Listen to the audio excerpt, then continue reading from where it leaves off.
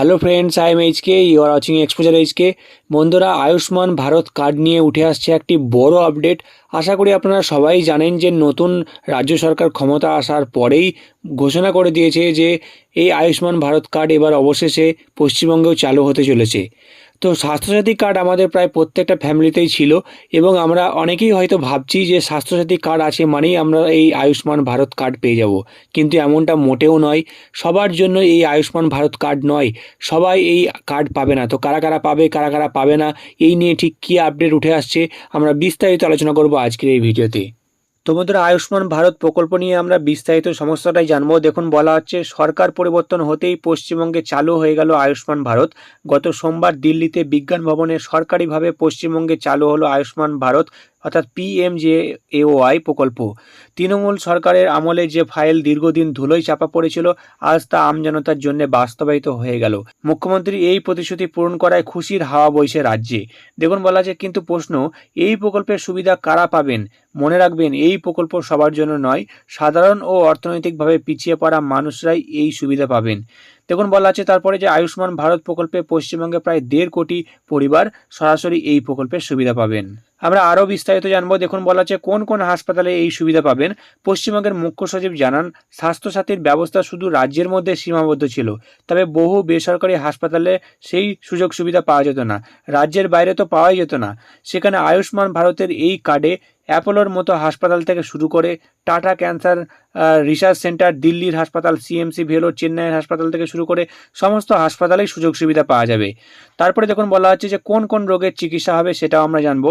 বলা হচ্ছে এই প্রকল্পের আওতায় একাধিক রোগের চিকিৎসা করা যাবে। হার্টের অপারেশন, কিডনির চিকিৎসা, ক্যান্সারের চিকিৎসা করা যাবে।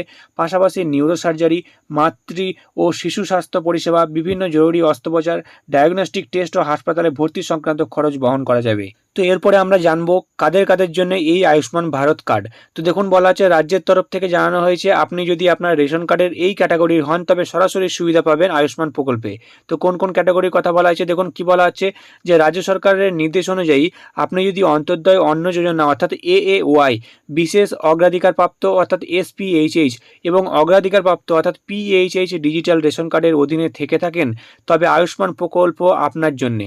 তবে সমস্ত নথি খতিয়ে দেখার পরে আপনার প্রকৃত পরিচিত ক্রস চেক বা যাচাই করার পরেই আপনার নাম কেন্দ্রের এই বীমা তালিকায় অন্তর্ভুক্ত করবেন সংশ্লিষ্ট আধিকারিকরা। অর্থাৎ বন্ধুরা, দেখতে পাচ্ছেন এই আয়ুষ্মান ভারত কার্ড থাকলে আপনি পশ্চিমবঙ্গের বাইরে বিভিন্ন জায়গাতেই অর্থাৎ গোটা ভারতবর্ষেই যেমন চিকিৎসা করাতে পারবেন, তার সঙ্গে বিভিন্ন রোগের কিন্তু আপনি চিকিৎসা করাতে পারবেন ঠিকই, সেরকমই অন্যদিকে সমস্ত ফ্যামিলির কাছে কিন্তু এই আয়ুষ্মান ভারত কার্ড থাকবে না। তার কারণ এখানে প্রাথমিকভাবে যেটা বলা হচ্ছে যে যাদের কাছে AAY কার্ড থাকবে কিংবা SPHH ডিজিটাল রেশন কার্ড থাকবে কিংবা PHH ডিজিটাল রেশন কার্ড থাকবে, শুধুমাত্র তারাই এই আয়ুষ্মান ভারত কার্ডের জন্য যোগ্য হবেন। শুধু তাই নয়, এদেরও আবার ভেরিফিকেশন হবে, অর্থাৎ এরপরে এদের EKYC হবে, তারপরে তাদের পাকা বাড়ি রয়েছে কিনা সেই সমস্ত বিষয়গুলো দেখা হবে, তার সঙ্গে গাড়ি রয়েছে কিনা এই সমস্ত বিষয়গুলো দেখার পরে তবেই কিন্তু যাচাইকরণের মাধ্যমে আপনাদেরকে এই আয়ুষ্মান ভারত কার্ড দেওয়া হবে। তো বন্ধুরা, এই নিয়ে আপনাদের কি মতামত অবশ্যই কমেন্ট সেকশনে কমেন্ট করে জানাবেন। আর এই আয়ুষ্মান ভারত কার্ড নিয়ে আবার যখন পরবর্তী কোনো বড় আপডেট উঠে আসবে অবশ্যই আপনাদের আমি ভিডিও দিয়ে প্রথমে জানিয়ে দেবো। তাই চ্যানেলটাকে এখনও সাবস্ক্রাইব করে না থাকলে চ্যানেলটাকে সাবস্ক্রাইব করতে ভুলবেন না। এই ভিডিওটি ভালো লাগলে অবশ্যই একটা লাইক করবেন। আবারও আসছি আরও একটা নতুন বড় আপডেট নিয়ে।